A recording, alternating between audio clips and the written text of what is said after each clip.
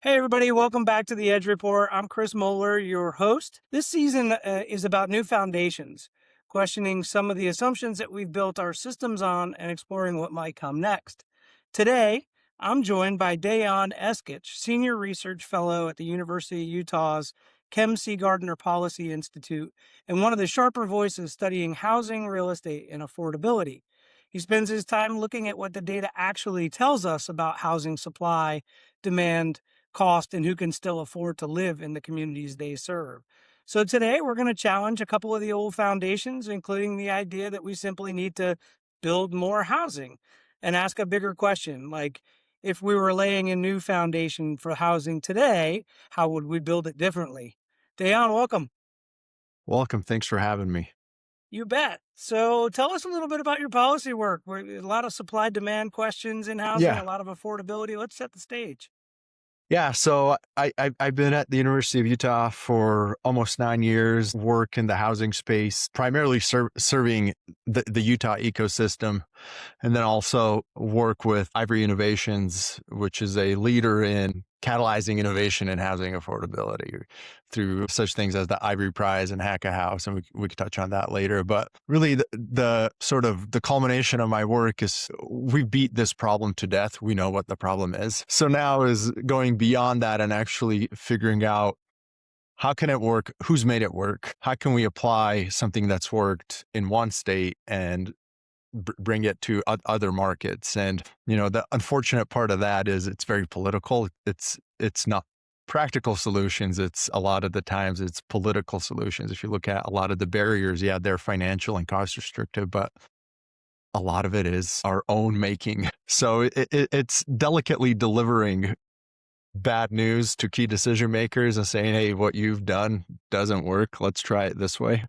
Yeah. And so, I've learned that no matter how, thorough your numbers are, how great your analysis is, if you can't communicate it in a way that people will, take it in, nobody cares about the numbers anymore. It's a power struggle, and it's about being able to deliver solutions in a implementable and positive way. So talk to us a little bit about Ivory, just so Yeah. that the listeners can understand sort Yeah. of how So you're reporting through that. yeah, Ivory Innovations is also part of University of Utah. It was founded by Clark and Abby Ivory, Clark is the CEO of Utah's #1 home builder, Ivory Homes. And, this culmination, or this idea kind of started in 2010. And then the Ivory Prize and Ivory Innovation started in 2018. And what it does, there's a couple of aspects of it. There is the national arm, which I'm a part of, which is the Ivory Prize. It's a grant competition that funds ideas and startups that are new, have an impact on affordable housing. And we have three categories in that. One is finance. So something creative in finance that helps with affordability, that helps with home ownership, construction and design, and then policy. So, looking at the sphere of housing problems, they're concentrated in those three key areas, right? And then Hack a House is a student competition, and kind of like from the tech world, you have those hackathons. So it's a 24 hours house hacking competition targeting students. So to participate, you have to be a student. And, what's really impressive about that, it grew from just students at the University of Utah to now, dozens and dozens of universities across the country. And also we get international participation. And That's so awesome. our reach is global in some sense. Yeah, that's amazing. It's, putting that policy to work is so important. We always laugh about industry leadership having conversation with other industry leadership Yeah. about whatever industry leadership wants to talk about. What strikes me with the work that you shared with us at the Housing Innovation Summit with Ivory is that it really is much more of a practical application of how can we start to discuss this in a meaningful way. Yeah. I mean, I've spent a good chunk of my career, like I said, talking about the problem. And, Chris Herbert from the Joint Center at Harvard always jokes that he works at the center of doom and gloom. And it's nice to balance that out with solutions. So you kind of get the best and the worst of both worlds. You see how bad it is, you see what can be done, and you kind of come in the middle and try to build a bridge between the two. Well, I love that. And again, like I said in the intro, Art, this is the beginning of the conversation about new foundations. So I think that it's time for us to talk about new systems and how to support that. That being said, let me help sort of lend my perspective on the housing crisis. I see it stratified. I try to simplify the conversation where we have like Mhm. capital A, affordable housing, which is the chronically unhoused with heavily subsidized policies. And then we have like this whole missing sort of middle typology where it's ownership and home ownership opportunities and the accessibility to attainable, sustainable housing. And then there's, custom luxury home building. We need all housing, in my Right. opinion. But I like to segment those three because the housing crisis really does run amok between all three, throughout the spectrum. Yeah. Yeah. And, part of that too, for example, if you look at the rental market right now, apartment rental market, those rents are down. In Utah, they're 8.5% down from their peak because we've overbuilt, right? We don't have that same inertia of supply that in the for sale market. So for reference, if we go back to like the 1970s, so if we looked at every decade, how much housing we built to how many households have formed. So we measure demand as households, whether it's one person or five people, it doesn't matter. So every decade we've had like 1.25, 1.5 housing starts for new households. So there's slack in the market, right? Vacancies, there's a healthy vacancy. And so we get to the 2000s with the ninja loans, no income, no jobs, right? It's very much credit driven market. In the 2010s, we had about three housing starts for every one unit of demand, for every one household that formed. Uh-huh. And so we all know what happened as a result. And then throughout the 20 teens and so forth, we had like 0.75, 0.8 housing starts for every one household that formed. So that's, we quickly absorbed our surplus from the 2000s. And then we started getting in trouble and housing shortages started being part of the dinner table discussions, right? And so now the precipice of our housing shortage now is segmenting it out, like you said. Well, if you're a homeowner in the US, or anywhere in the US, you have some healthy equity. Okay. There's not one state where the average homeowner doesn't have at least $100,000 in equity. In Utah, it's $300,000. In Massachusetts and California, you're talking $600,000. And then when you roll back, you look at people entering the housing market. I can't remember which reserve bank does this report. They look at net worth of households, owner versus renter.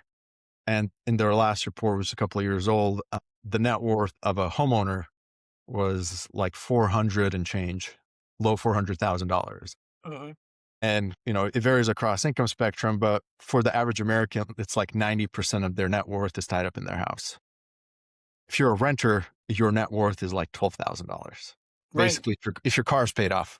Yeah, So because you your think, tenancy's wrapped into the balance sheet of the private equity firms and net yep, operating income. yeah.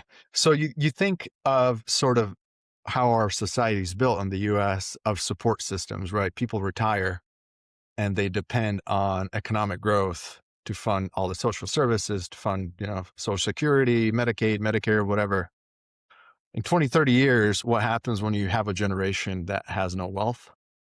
That's when we really start seeing the impacts of the lack of home ownership. Yeah, so that's where, self-servingly, and I'll plug what I'm doing, the Pathway Communities is exactly like servicing that need. We're trying to create some sort of a shared equity model that allows for ownership and Yeah. allows to build some wealth, maybe not the full stepping stone to a traditional 30-year fixed mortgage for a well-qualified buyer, but rather than simply leaving at the end of your lease term, you're deed restricted to leave, but you get to take some money with you. And that, Yeah. seems to be a new product that is entering the market, but it takes a lot of time and effort. It takes foundational money, patient capital to do it. It takes zoning and planning to do it because Yeah. the typology that's associated with that somewhere between an apartment and a single family home. Yeah. Yeah. And we see some of that in Utah happen too. And I think the crux of it is, builders already take on a lot of risk. So to try something new, you are risking your whole operation.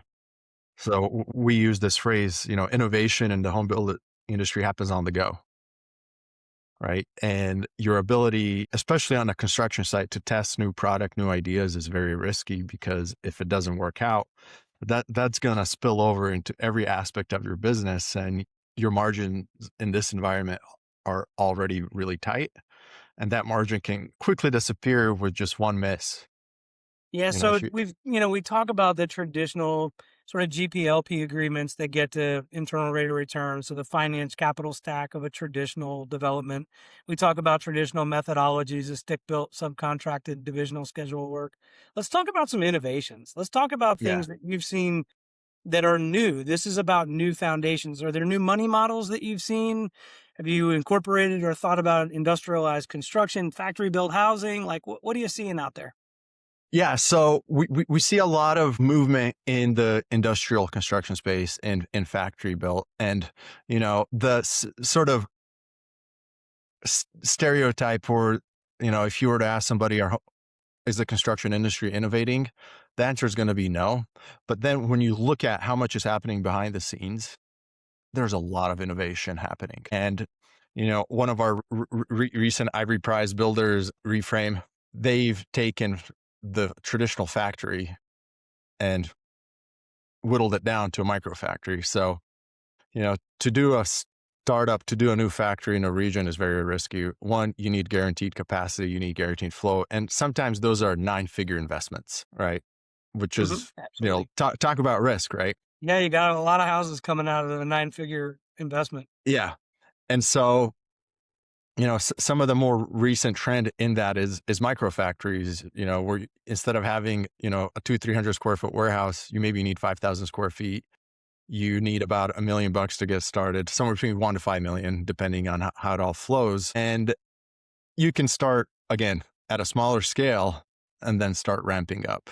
So, and that's one of my, more promising things I've seen lately. And again, there's still a lot of kinks to work out with a lot of these startups, and some of those challenges are who's innovating and who the end user is. So we get a lot of, big tech people leaving SpaceX, Amazon, whatever, trying to learn the home building industry. Yes. That's very antiquated, Yes. introducing something new to a GC who's near retirement, Well, and right? I think that's where that's the whole purpose of the innovation now for new foundations, is that the innovation that's happening in construction is not happening from construction, it's happening from technology. Right. And there's a Exactly. huge difference between those two things that are happening. There is still innovation happening in traditional stick built or traditional development delivery programs, but that innovation isn't nearly as monumental as what I'm seeing on the tech side. Yeah. Yeah.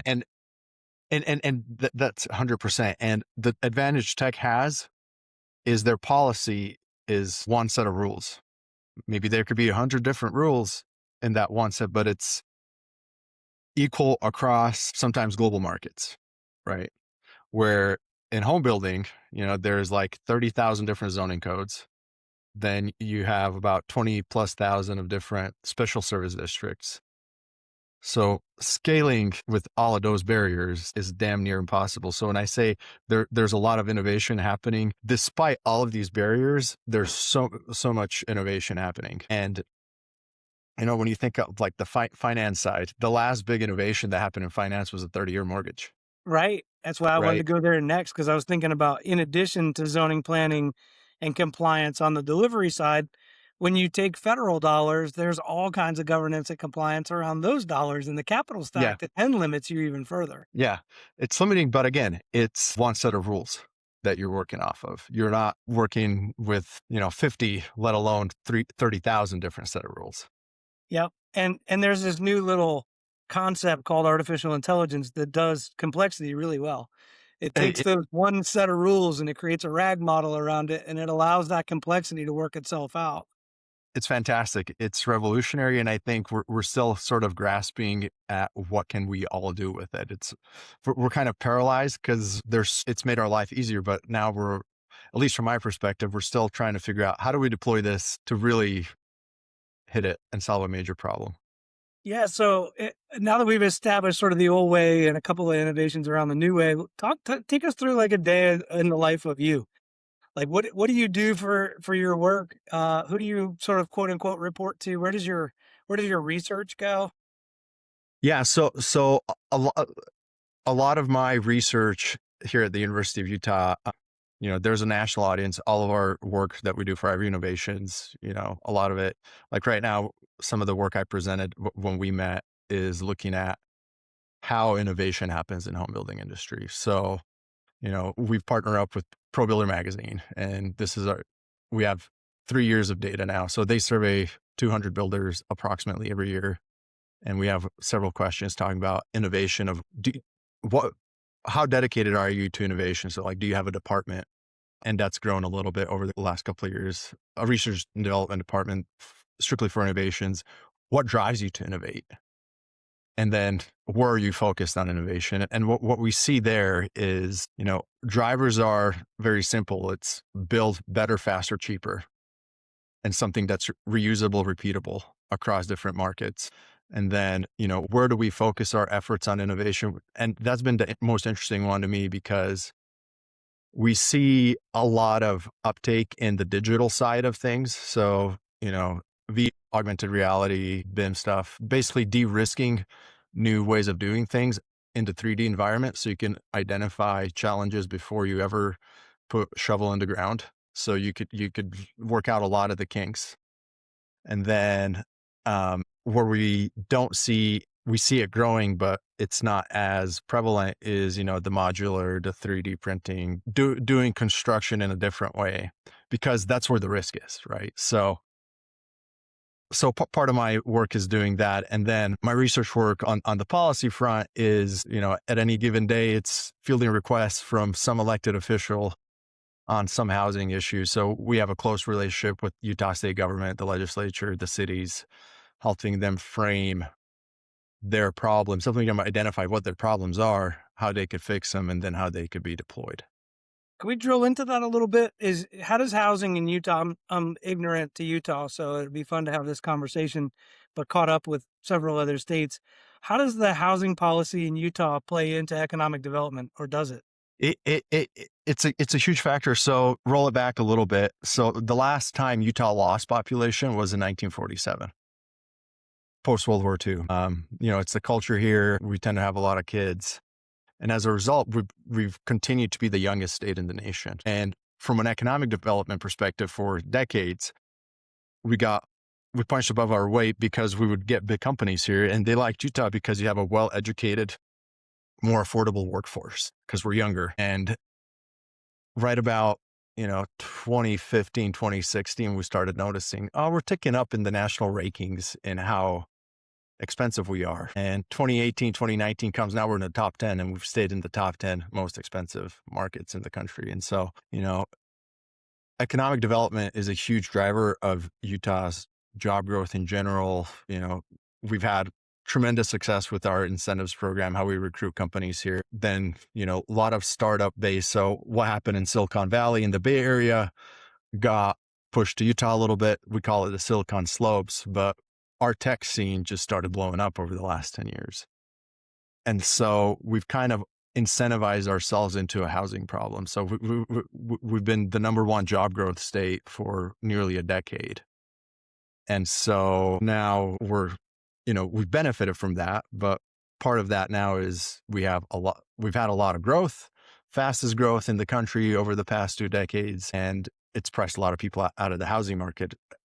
One of the reasons, right? I'm not blaming our tech success as the primary, but part of that story is, right, we've incentivized so much economic development that our housing problems have continued to increase. And so when you look at some of our data now, like what share of renters can afford the medium priced home?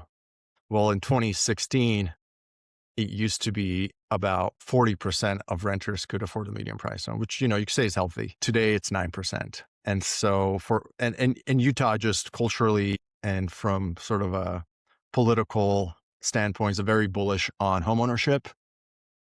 And so now we're kind of trying to figure out how do we get our homeownership rate up. So, we peaked at like 76% during lead up to the great financial crisis. And now we're at like 68.5%, which is the second lowest homeownership rate in our state's history. And then we have this divergence. Like if you look at nationally, so entering to the housing market, you're 35 and under. Our home ownership rate is still higher than the US for that population. We're at 41%, and the US is at like 38 or 39. Mhm. But the US home ownership rate for young adults is going up slightly. Ours has declined. And so it's very much putting pressure on a state that's usually had positive net migration. And we still do, but that net migration piece is shrinking a little bit. And we see people leave the state, and that kind of freaks our populace out a little bit because we're so used to people coming here. Yeah, same here, man. Like Yeah. I'm in North Carolina, so North and South Carolina, Texas, and Utah. Like you've talked about, Yeah. it's basically all four of them right there. Yeah. And what we've realized here is that we have to move our metrics into quality of life a little bit more so. Yeah. Our housing inventory, it's a supply demand issue everywhere, but it's a little bit more nuanced here in that our supply is low for the inventory of product that we need. Right. So, Right. it's inversely proportional to the number of jobs and the quality of the pay of the jobs is the fact that we don't have any of that typology available that is responsible for 25 to 28% of your gross income going to rent, right? None of it Yeah. fiscally lines up. Yeah. And New York Times several years ago had this chart. It looked like a Christmas tree. On the left side was the median size of a new build home going up, and then household size going down. So Mhm. effectively now we have significantly more space per person i- in the housing world than we did, 30, 20, 30, 40 years ago. And then in Utah, we actually have the largest home size on square footage basis. We have the largest homes. Our average home is 2,800 square feet. Yeah, which is nuts, right? Because We, when yeah, you look at the trend of housing now and you look at Gen Z and you even start to look at inference models or predictive models, they're not even looking, size isn't even like a consideration. It is a consideration, but it's way down the list. Walkability is higher, the functionality of the yeah, home, locate. the Yeah, features of the yeah, home, whether or not there's grid independence or a battery stack, like how well constructed the envelope is, the e-rating of glass. Like there's so much that the next generation is paying attention to in terms of the performance of the home, yeah, what the home does. And like then they're like, oh yeah, and I guess size kind of matters, right? yeah. No, and then, we don't the old adage is you save the best for last. Well, it doesn't work like that in land. Your worst pieces are saved for last. And where Utah is growing is out, on the fringes. It's a different soil. It's a harder soil to excavate. And then there's environmental issues too in some of these places.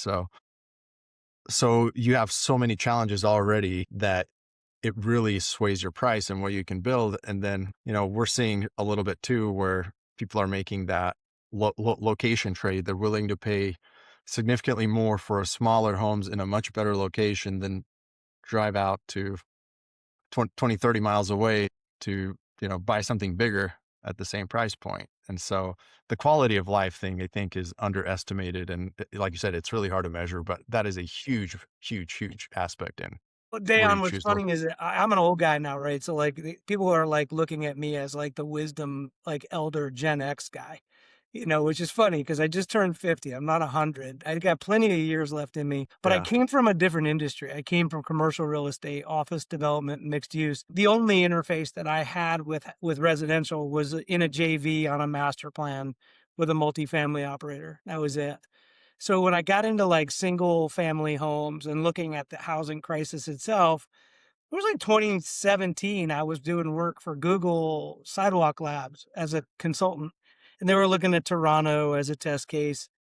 And that's when things like walkability came Hmm. into factor. Like, so this none of this is new. This is a No. decade old where the metrics that matter are still not really being considered because we've over optimized on cost per foot to build and cost per foot to sell. And then we're like, oh well, I'll trade half an hour of my life and a car payment and a bunch of gas for affordability 30 miles out. And then we did that and they're like, wait a minute, I'm spending half of my life in the car and I'm missing soccer practice. And I've Yeah. only traded the expense of my rent for the expense of my auto. So like it's Yeah, all coming back your together. net is zero Yeah, still. right. Yeah. You should have probably just decided that you needed a walkable, high walkability score in an acceptable enough school district, then drive 35 miles out and depend on return to office policies to really get you incited that you're spending $1,000 a month in gas. So anyway, I digress. It's funny how circular these things are. And it leads me to the conversation that I even had with Tim Corcoran from South Mhm. Bend that was part of the Housing Innovation Summit Right. work that you guys presented. And that was like sort of, for lack of a better term, maybe pre-approved spot zoning. Let's talk about that a little bit and how that can sort of start to help this whole kind of relieve some of that discussion.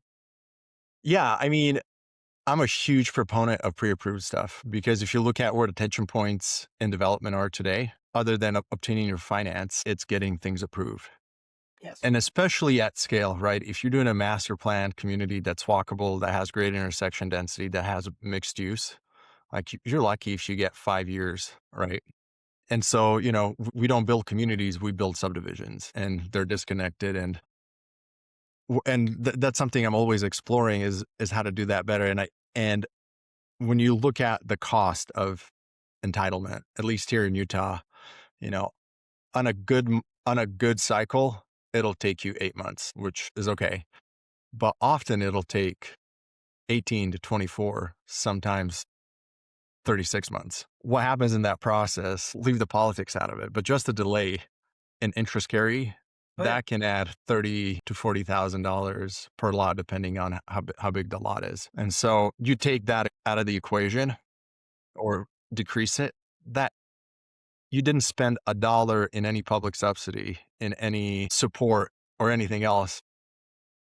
You didn't have to spend taxpayer money and you're getting a benefit, right? Yeah. So Yeah, that which goes what we both had ways, land right? developers in Yeah. office in traditional master planning, we had Yeah. land developers that dealt with all that, right? We didn't have to worry about the entitlement process because we would close based on their delivery of an Yeah. unencumbered property that had all of that worked out. Yeah. And that doesn't really happen. It definitely doesn't happen in incremental development unless Yeah. you're building a tract neighborhood. Yeah. And what I like about the South Bend model is, they did a good job at having sort of the design standards beforehand and getting a lot of community support on those.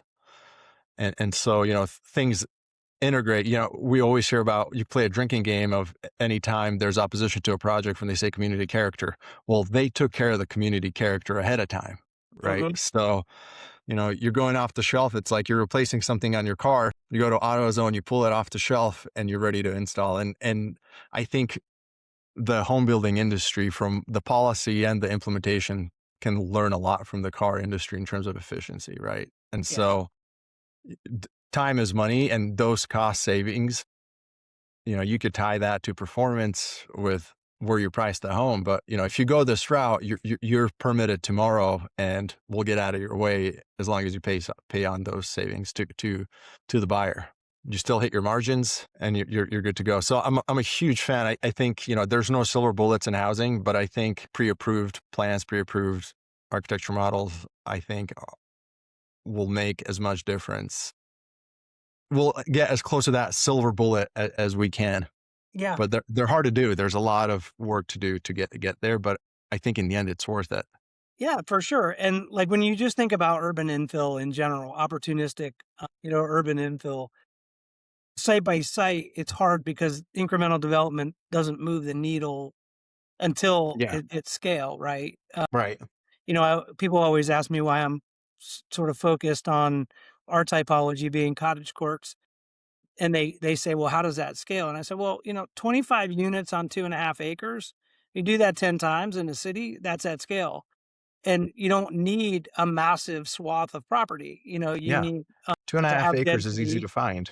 Yeah. Yeah. And like I always use the example that I know I've earmarked in my historical database somewhere. Last year, I was solicited to an RFP in Raleigh, North Carolina, where they were selling off 57 lots. And I remember getting the RFP and thinking to myself, wow, why would they sell? Like they were literally like lowest bid. And I thought to myself, man, if they were stewards of the land, and they thought about the fact that they were in possession of that land. This is already almost a community land trust Hmm. in and of itself. That's a portfolio that some investors would kill to have, Yeah. and here they are like auctioning it off as to the cheapest buyer at, on the steps of the courthouse. And I'm thinking to myself, man, in 10 years, they're going to look back on the value of what that was and be like, man, why, how we got $1 million for it, Yeah. The like, oops. opportunity cost they're not thinking about. Right, and that's an arrow in their that's an arrow in their quiver that allows for incremental developers, small developers to come in and potentially reduce the burden of entitlement, and for them to be able to say, "Look, you don't own the land, but we want you to build on top of it. We'll do a 100-year land lease, and Yeah. you put in quadplexes all over this, and at scale times 56 units, we get 4 apiece. I got a couple hundred units, Yeah. and we still own the land. So if 25 years goes by and you built what effectively becomes termites holding hands and the product needs to be torn down, we still own the dirt. And it's not going to change. Those neighborhoods are not going to go away. It's Yeah. Yeah. proximity based. It's still walkable. It's still near schools. It's still near, light rail stops or bus stops or bodegas. So, Yeah. you know, No, and as you're saying that too, it makes me think, state governments, city governments, school districts. I'm not as familiar with the land holdings outside of Utah, but every one of those local entities has so much land capacity that it's not being utilized. And we're in such a ripe opportunity for P3 partnerships. It's why we're not doing more of those is beyond me. I mean, I understand the nuances of it, right? But it's like one of the biggest barriers is land costs, and states or cities just have empty lots that are blighted, basically. Put something on it, because you're getting the housing capacity you need. It doesn't cost you anything. The builder takes on the risk, and now you're growing your tax base. yeah, it's a covered land play and putting out product that helps to create stability or helps to create, and especially if it's an ownership model and it's not just based on NOI, it shares in an opportunity to get into an attainable, sustainable housing product. And then you can incentivize the quality of the build. Yeah. Yeah. That's what gets me excited is, everybody talks about affordable housing. I talk about attainable housing because I look at total life cycle costs. So I Hmm. don't want to build a home until I can understand its durability. I can't determine its affordability. It's like a car. Right. If I was going to buy a car, well, Kia is done with a 10-year bumper to bumper warranty. Yeah. You buy a brand new Kia, you don't worry about anything for 100,000 miles. Well, Right. I want that in my house too. What if I Right. could Right. buy a home and I could have a 30-year warranty where I didn't have to do a thing on it? Like, Yeah. sign me up. I'd pay a little extra for that. I You was bet. I was digging trenches because my house flooded the other day. So yeah. Exactly, exactly. I'm looking at my homeowner's insurance policy skyrocket because of the world that we live in, especially in North Carolina post Helene. We're Right. Right. sharing some of that burden. My homeowner's policy has gone through the roof, and we've lived in our house for a long time. It needs a new roof, but homes are uninsurable unless you can prove that you've got a new roof. Yeah. So it's like, wait a minute. All of those things added up. No one ever shared with me. And I'm a little bit of a sicko in that I love old houses and I love to renovate old houses. So Yeah. we live in an energy inefficient 1910 bungalow that's 100% wood. So we Yeah. constantly have rot. We constantly have paint. We don't need to worry about the enclosure because there isn't one. So the energy efficiency isn't there. We bought the charm. But the Yeah. opposite side of that is buying a house for its performance rather than buying a house for its looks. Yeah. You and my wife would get along great, because she makes me do all this stuff just for the charm. No, yeah, I think part of that, right, is we financialize housing, right? It's an asset, and it's also that quality of life. If you just look, we didn't even talk about, personal health performance, but when you live in a quality neighborhood, you have housing stability, what dividends that pays off. And, the challenge with some of the work I do when we talk about innovation, you buy a car, you buy a new iPhone because innovation is the product. Like, you look at just a stupid little simple thing as Apple CarPlay. You're not, no one, like, we're shopping for a new car and my wife says, I don't care what you buy as long as I can hook my phone up and I have Apple CarPlay. Well, we're not used to homes having that aspect of it. We don't buy a house for innovation of it, right? We buy it as shelter and as an asset. So part of the challenge too with all of this, how are we building? How can we make things better? Is your day to day consumer votes with their wallet, and yeah, there's a segment that's willing to pay more for what you just described. But part of it is getting those costs down to match the market price. And that's where rubber meets the road, and that piece of innovation on the go that's really challenging for whether you're a Lennar or DR or you're a small Joe pickup truck builder that pumps out 20 units a year. Yeah, you're never going to get to Wright's Law Yeah. on design for manufacturing and assembly if you're building stick built. So Yeah. that's the interesting thing about the industry shifting towards technology, is that you see the cost over time going down through incremental development like photovoltaics or semiconductors or even like televisions and AV and compute. All that cost has gone down dramatically over Right. time, right? And the functionality and the user interface is improved over time. And Right. housing is going the exact opposite direction. When I tell people that I'm trying to drive the cost of housing down over time, they think I'm nuts. I'm like, Yeah. no, no, no. Like that's actually what we want. An equivalent car today that has performance metrics and safety standards, a car would be $1.5 million, $2 million Yeah. for a Honda Civic with all the innovation that's gone into it. But for the fact that Wright's Law brings price down through incremental improvement over time. So our housing industry and the way that we deliver typology is going to go down over time. It's just a matter of whether or not this particular iteration of the industry wants to embrace it or not. But it's not coming. It's here.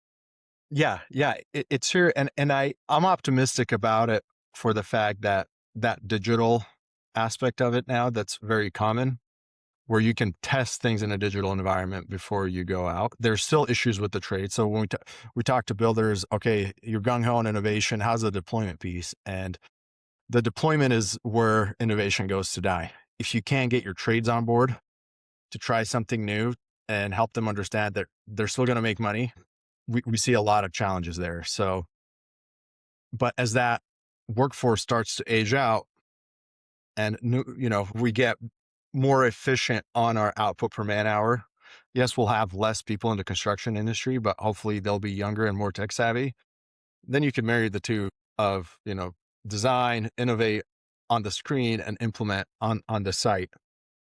And so, obviously there's still a lot of challenges, but part of that along too, if you look at the home building industry, it's kind of inefficient by design. There's too many hands in the cookie jar per se along the process. And so when I look at that, that's one of the barriers. And then, not to point the finger at the international code councils, but I think we need a code pause, right? Like in terms of safety standards and everything. If you're some company that puts out new products into the home, once you get it into the code, the building code, you don't need a sales team. Right. But is that light switch or that stud or something, whatever the product is it any better, safer than it was 5, 6 years ago? Maybe incrementally, but no one's dying and houses aren't catching a fire from something that was 5 or 6 years ago. Right. But the cost has gone up significantly to implement those new things. And so, the industry needs to do an inward reflection of understanding that, can we make investors happy? One, but do we need to make the homes more and more complicated? Like car safety is always improving because people are still getting in car crashes, but people aren't dying in their homes at the rate they are dying out on the road. At least not quickly. Yeah. Yeah. Right. Well, it's So interesting that you say that, because when you get into the actuary side, we talked about finance, we talked about process, we talked about methodology for delivery. Inside of that finance piece is something that we have seen impact a lot of the private equity firms that are operating multifamily, and that's insurance. And, the IBHS Research Center is starting to look at new fortified typologies and new construction methodologies to lower the risk associated with actionable policy events. Right. yeah. So insurance Yeah. costs are through the roof right Yeah. now. Yeah, and that's fair. So multifamily, I don't have any qualm there, right? That you're stacking people on top of each other. Like we just had a huge apartment fire on a new build, couple of streets down from our office. But when we're talking about single family detached, I think we can do a pause just to catch up and figure things out. Because when things are changing too, and you're innovating, like give a little bit of a break. Let's catch up and let's take the cost piece into consideration. How much, NAHB does the cost, the regulatory cost of construction on single family detached. And I can't remember off the top of my head, but it was something like in the low 90s. They split it out between land and structure, but total I think it was about either 75 or 90, those two numbers, but it was significantly high. And it's like, holy cow, like let's just take that down a notch because we're all suffering. Yeah. Well, as a small developer, I can tell you like rule number one when we get into schematic design is wherever international building code kicks in, drop it down one level and Yeah. start there. Because as soon as you get into IBC, it's a whole different game. And then it changes the performa and it certainly changes the outcome of the game. Yeah. When you have to talk about sprinkled and, additional 2-hour fire rateds and things that come in after fire suppression, plus the insurance that you have to carry, like international building code gets really, really, really expensive to Yeah. deliver, especially if you're trying to meet an attainable area median income price. Yeah. It's just You're that you're you're not going to it's do it. impossible actually. Yeah. So, I like what Utah's done on that front. So anytime there's a new code, the state legislature actually has to adopt it. So it's not a code body that just says we're doing this at the state level. It still needs to pass the governing body of the state. So that's been one way to kind of mitigate the flow of it. But again, there's some research out there too. I recently went to a conference at Purdue and some guys out of Minnesota, they looked at all the deaths that happened in a structure and sort of what they were caused. And, fire suppression in a multifamily building, that's a no brainer. Right. But some of this other stuff, fire suppression in a single family home, probably overkill. Yeah. And there's some markets that have it. Yeah. Well, I mean, there's so much rich data on that. The first responder to a single family fire is the neighbor. Yeah. Almost 100% of the time. Yeah. So it's like, getting people out is the goal at that point, not trying to suppress fire to get people out. There's only Yeah. 2, 3, 4, 5 people that you have to get out a pet. The rest Yeah. of it is nice to have, family mementos and those kind of things. But the idea of stacking up in a fire well is very different than vacating a single story structure quickly as possible so that you can save your life. Yeah. So North Carolina passed House Bill 162 here, which is some pretty forward-thinking national parking policy information. I'm not sure if you've heard of that yet, but it's Parking Lot Reform and Stormwater Control Act, which is pretty amazing. And it takes away the parking minimum. Yeah. And it allows the developer to park the product that they see fit. Because in super progressive, highly walkable areas, the idea of having 2 cars and being a 2-car family is probably less considered than somebody that lives in the suburb and needs maybe 2 cars and a fun car. Have you No, heard anything about that, or do you guys have anything going on out there about that? Yeah. So we have cities that have a minimum 2.5 stall in a multifamily. And the builders have been fighting to eliminate parking requirements for single family if you hit certain affordability thresholds. So, Right. if you're building product that's deed restricted ownership, leave space in the back for a garage in the future, but don't build it now because that just jacks up your price. A 2-car garage on an unattached garage in Utah, it probably is around $60,000. Yeah, sure. And that's just an uninsulated stud built asphalt shingle, no window garage. Yeah. And so there's been some reform on that, but other than that, it's really up to the cities to implement their parking requirements. And then what frustrates me too, in some of our fastest growing communities, they'll require 3-car garage, which I understand you're driving, but then they won't count your driveway as a parking space, right? Really? There's the setbacks that are deep enough to park a car, but the driveway does not count as parking. And That's so wild. it's stupid little things like that which have a significant impact, in my opinion. And again, let the buyer decide. Like if I want a garage, I'll add it, but don't force it on the market and just jack up the price by 50, 60, 70, whatever $1,000. Yeah, I mean, my neighborhood here is a perfect example. I mentioned to you that, I'm sick and twisted and that I buy old historic houses and try to fix them up and live in them efficiently. There were no garages in this Yeah. neighborhood. It was built in the late 1800s, early 1900s. And, cars were not a thing. They were catching on. They were becoming a thing. But the idea of there even being a driveway, let alone a two-car garage, was insane. And then to have zoning that requires it, it's one of those iterations that just needed to get erased from the books that we have to spend time and money and grab consensus and vote on now to eliminate. Yeah, no, my neighborhood's similar. I live near campus in Salt Lake, near University of Utah. And it's a 1930s, 40s neighborhood.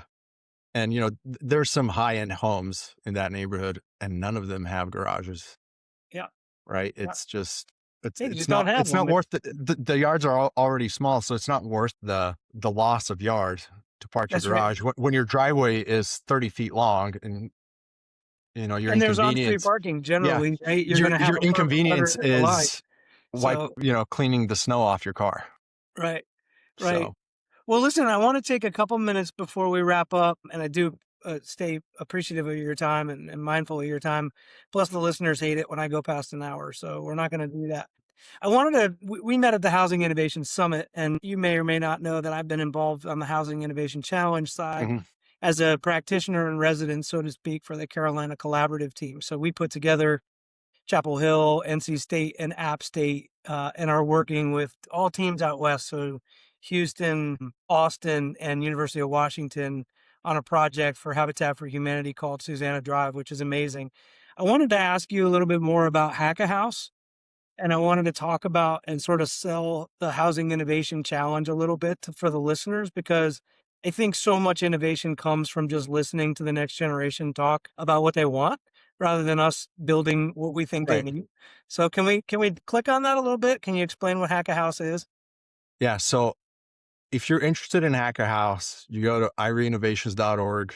It's up there in the banner. It's one of our main products, and sign up for it. We'll start here in about a month, maybe sooner. Let's see. Yeah, registration is open right now, and it's a 24-hour hackathon. And I'll just read directly off the website. That's created to inspire students to develop innovative solutions for the housing affordability crisis. Participants collaborate with peers, industry experts, competition judges in person as well as virtually to explore and address housing challenges in three of these categories, which is finance, construction, design, and policy. And I've been a judge a few times, and some of the ideas that come out of there are just like a slap on the head. Like, why the hell? I've been in this space for 12 years. Right? Why didn't I think of that? Yeah. And, some of the past winners have gone on and they've started companies.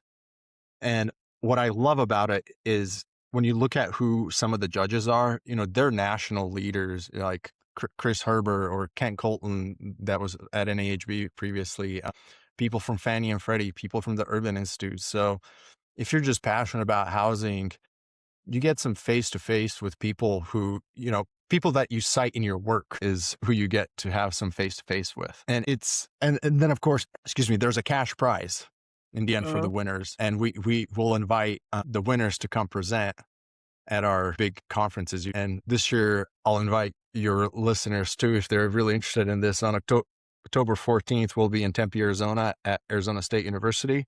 uh, If you go on our website, you can sign up and come learn about all the cool things that are happening in housing, and you'll walk away feeling more optimistic about being able to solve this challenge than Tell me before. that date again, October. It's on October 14th. So it's a 3-day event. We start on October 14th, or excuse me, it's a 1-day event. There's also tours happening the day after. We And go that's like, all part of Hack a House. If they you can go to yeah, hackahouse.org and look that up.